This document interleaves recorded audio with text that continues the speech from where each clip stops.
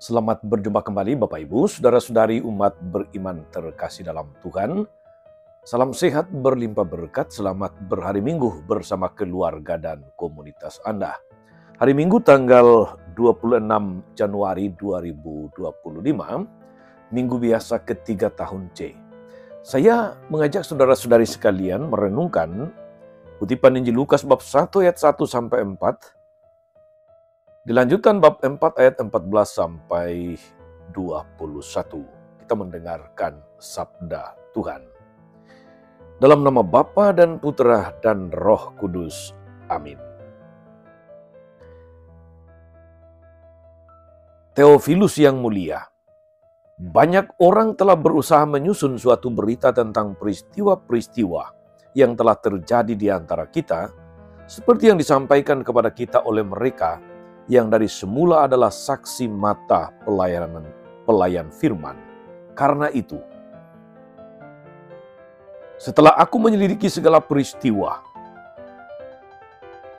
dengan seksama dari asal mulanya, aku mengambil keputusan untuk membukukan dengan teratur bagimu, supaya engkau dapat mengetahui bahwa segala sesuatu yang diajarkan kepadamu sungguh benar. Dalam kuasa Roh kembalilah Yesus ke Galilea, dan tersiarlah kabar tentang Dia di seluruh daerah itu. Sementara itu ia mengajar di rumah-rumah ibadah di situ, dan semua orang memuji Dia.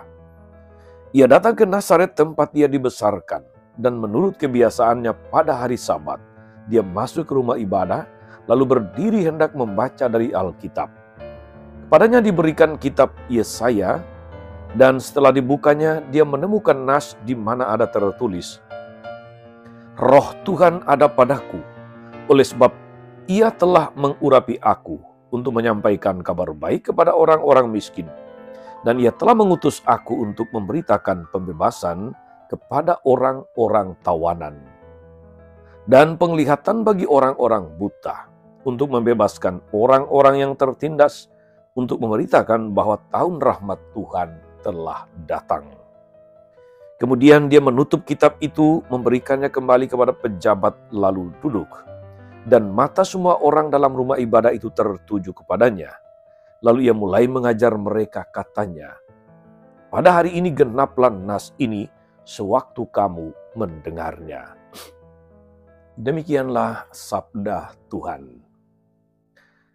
Bapak Ibu Saudara-saudari umat beriman terkasih dalam Tuhan, seorang teman imam menceritakan sebuah pengalamannya. Dia katakan demikian, suatu saat dia melihat banyak orang makan di sebuah restoran penuh dengan kegembiraan karena mereka makan di restoran yang mewah. Tetapi di luar restoran, dia melihat pemandangan yang serupa tetapi tidak sama. 3 orang gelandangan itu saling berbagi makan sekedarnya atau sekadarnya. Mereka tampak makan dengan lahap, tapi penuh dengan kegembiraan. Rupa-rupanya, kegembiraan tidak selalu harus identik dengan kemewahan. Kegembiraan dan kebahagiaan adalah persoalan hati. Maka kuncinya ada pada kesediaan hati untuk saling berbagi. Saudara-saudara umat beriman terkasih dalam Tuhan, saat ini kemiskinan ada di mana-mana, orang miskin ada di mana-mana. Orang-orang sibuk mencari akar dari kemiskinan dan penderitaan agar dapat memberi solusi yang tepat. Teori mengenai akar dari kemiskinan dan penderitaan sudah jelas. Jalan keluarnya juga jelas. Namun pada kenyataannya saudara-saudari, semua jalan keluar terasa buntu. Dari zaman ke zaman saudara-saudari, belum ada perkembangan dan kemajuan yang berarti karena banyak orang belum menyertakan ketulusan hati dalam berbagi, di dalam saling menolong. Bunda Teresa dari Kalkuta pernah mengatakan ini, Dunia tidak kekurangan apapun untuk menjamin hidup semua manusia di bumi ini. Tetapi dunia kekurangan kasih. Kata-kata Bunda Teresa, saudara-saudari, benar. Kemiskinan di dunia ini sebetulnya mudah dihapus andaikan semua orang punya hati yang sama untuk peduli kepada banyak orang. Dunia tidak kekurangan segalanya. Yang kurang adalah kasih. Saudari-saudara umat beriman terkasih dalam Tuhan. Walaupun Yesus tidak bertujuan untuk mencari kuasa di bidang politik, Yesus menggariskan posisi dia, posisi yang dia ambil ketika akan memulai karyanya, dengan bertolak dari kutipan Nabi Yesaya. Yesus menyampaikan visi dan misinya datang ke tengah dunia. Visinya adalah visi kerajaan Allah, mewujudkan kerajaan Allah di tengah dunia. Dan misinya kita dengarkan tadi dalam Injil saudara-saudari yang saya bacakan. Dikatakan demikian, Roh Tuhan ada padaku, oleh sebab Ia telah mengurapi aku untuk menyampaikan kabar baik kepada orang miskin. Ia telah mengutus aku memberitakan pembebasan kepada orang tawanan, penglihatan bagi orang buta, pembebasan bagi orang yang tertindas, dan memberitakan bahwa tahun rahmat Tuhan telah datang.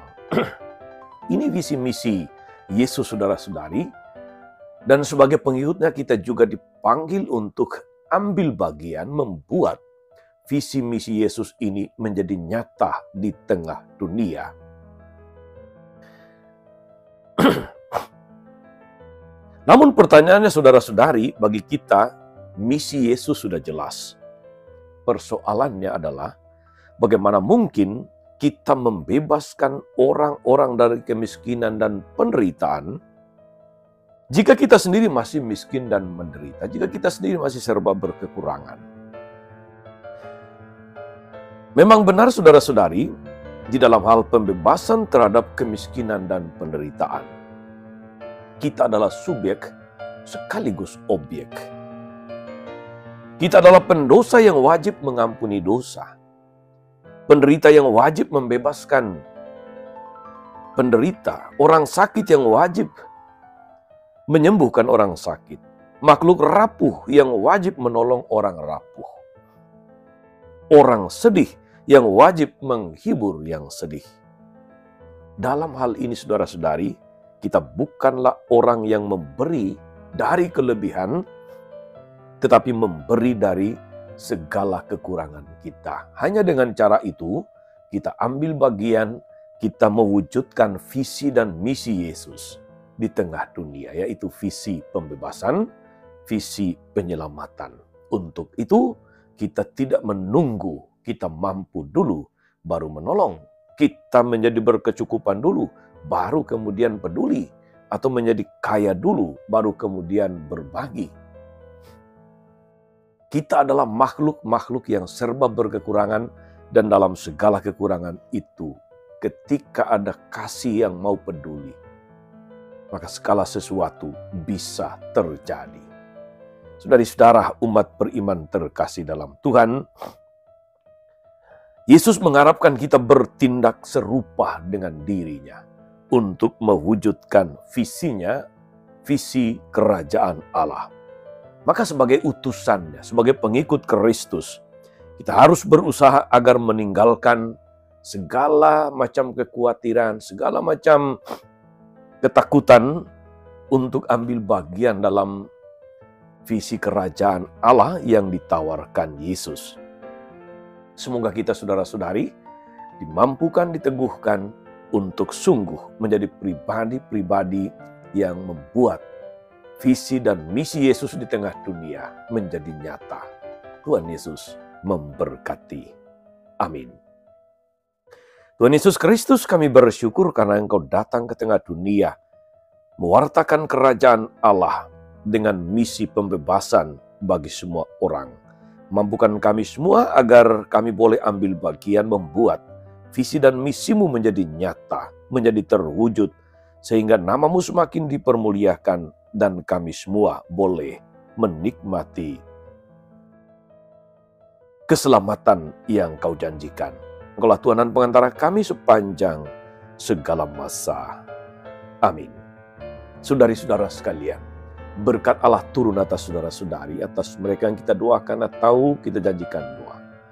Mereka yang sakit dan menderita, segala rencana, karya, dan pelayanan hari ini, Bapa dan Putra dan Roh Kudus. Amin. Tetap sehat, teruslah menjadi berkat. Jangan lupa like, subscribe, nyalakan lonceng notifikasinya. Salam 52, Tuhan memberkati.